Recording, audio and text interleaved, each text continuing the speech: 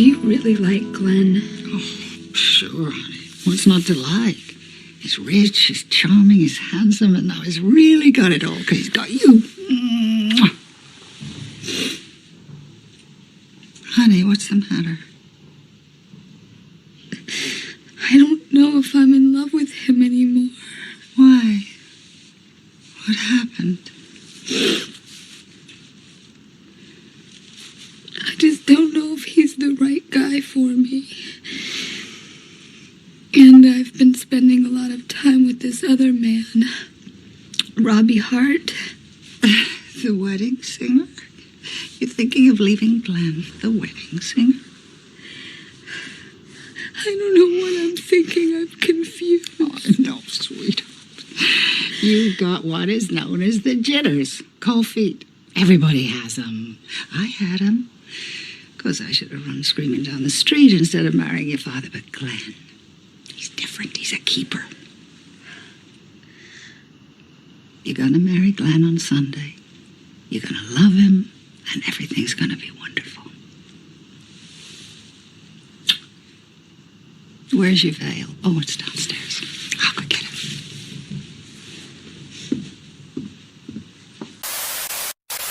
Okay, so if either the bride or the groom, in this case of the clip, it's the bride, if you have these feelings, you have to really try to hone in on why. And in this case, with the movie The Wedding Singer, number one, if you haven't seen this movie, you can crawl out of the rock you've been living in for the time you have been.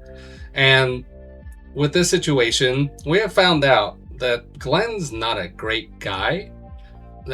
As a person, on paper, fantastic, okay? He's got like the mom said, he's rich, he's got a great job, and I guess he's still, quote unquote, loves Julia. But when you feel this way, you should not ignore it, okay? Now, yes, I will grant this. Are there jitters about marriage? Sure. If you get that sensation that, wow, this is forever. This is the forever step that I am about to embark on. Yes, absolutely. Your life is going to change. It will no longer be your own life. It will officially be you and your partner. Yes, that can sometimes be scary, but if that's the reason you have jitters, okay, you should probably try to remember how much you love your partner, how much you enjoy being with them, and then you could probably move forward with the marriage. Now, in this case, Julia just has a disconnect with Glenn because they don't see eye to eye anymore, and maybe they never have, but they just met and they've been around, but they probably haven't had any check-ins. I know Glenn has not had any check-ins with Julia. He just goes to work and, spoiler alert, he goes and sees other women, so definitely a red flag, right, somebody's? But also, he's been hanging out with Robbie, and Robbie is everything that she either has wanted the whole time or has always wanted and still wants. So if there's a lull between you and your partner that you want to marry, what does Jay always say? You have to have check-ins and you have to have effective communication. There hasn't been that with Julia and Glenn. That's why there's been the disconnect. That's why another guy, Robbie, was able to, and Robbie didn't even insert himself. He was just being himself, being friendly. But what happened? There was a connection there because Robbie's there and there is similar personality and similar values. That doesn't happen without the disconnect that Julia has with Glenn. And that's why she has this feeling before the marriage. It's very valid. So, as always, we tout, Jay touts, check-ins, effective communication. Keep talking to each other like, hey, are we still good? Or do we still feel the same way? And if so, great. If not, let's talk about that and see what could happen. Because if you don't talk, if you don't check in, and you still get married, the divorce rate now is at 60%.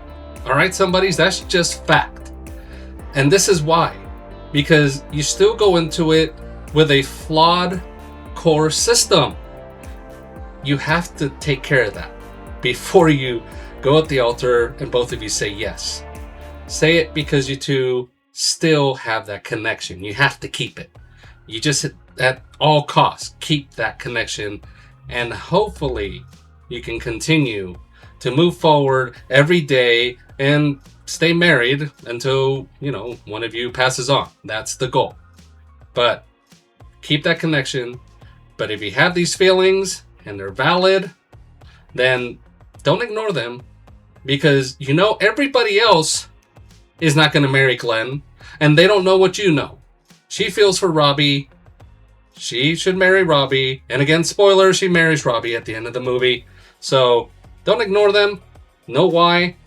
And you do you, but you do what's right for you, because you have to take care of you, number one.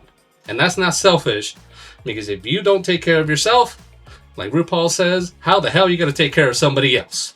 I really like this movie. And if you haven't seen it, check it out. It's a good date movie. Just kick back and relax type of movie. But what the mom was saying was, like, the only thing she liked about Glenn, that he is rich. Everything else she can care less about. She know her daughter be taken care of, and that was about it. And if I'm remembering correctly, because I didn't remember the last name until you said it, Mafuchi, that when she was looking in the mirror, and if you have these type of doubts, as Mafuchi said, why are you having these doubts? Because when she was in the mirror, she was like, Gulia, I believe. That's the guy's last name. And she didn't like how it sounded with her name. But when she said Julia Hart, I believe she said, or Mrs. Robbie Hart, her face lit up. So that tells me everything you need to know right there of what your decision needs to be. So yeah, because when you get married, you still need to date each other. Because if you guys have kids are going to take a lot of your focus. But if you're not dating each other still, when they're gone, a lot of couples who end up getting a divorce or separating is because they didn't still date each other or hang out with each other while the kids were in the home, because you're focused all on the kids and you're forgetting about who the other person is by the time they're 18 and out the house. So that's very important, along with the check-ins and effective communication. I forgot how long they were dating in the movie, but with him being a cheater, I don't know if she saw him through all his single seasons of the good and the bad and the ugly. So if she's only saw all the good glimpses, what about when something bad happens? How does he react to that? There were red flags all over the place. She just didn't catch it. And then once she saw Robbie, she'll see all the qualities they have. And one thing I do like about their relationship, it was like a nice little banter going back and forth with them throughout the movie on certain things. Because one person thought they were their ones getting married when he was helping her with some wedding stuff, and he's like, oh no, this is my sister. And then they had like the little banter going back and forth. So for me, that's what I like in relationships. That's one thing I appreciate about my wife. It's like we can have the nice fun back and forth with the banter, and also have the serious fun conversations as well. And hey, somebodies, if you want to see the video, what happened when I had a banter with Jay's wife, I will leave it in the comment section. And it's a birthday video that I attended his kid's birthday, and Jay called me out for talking to his wife. I will leave it in the comment section. You love to blow stuff out of proportion, don't you? Just love it, don't you?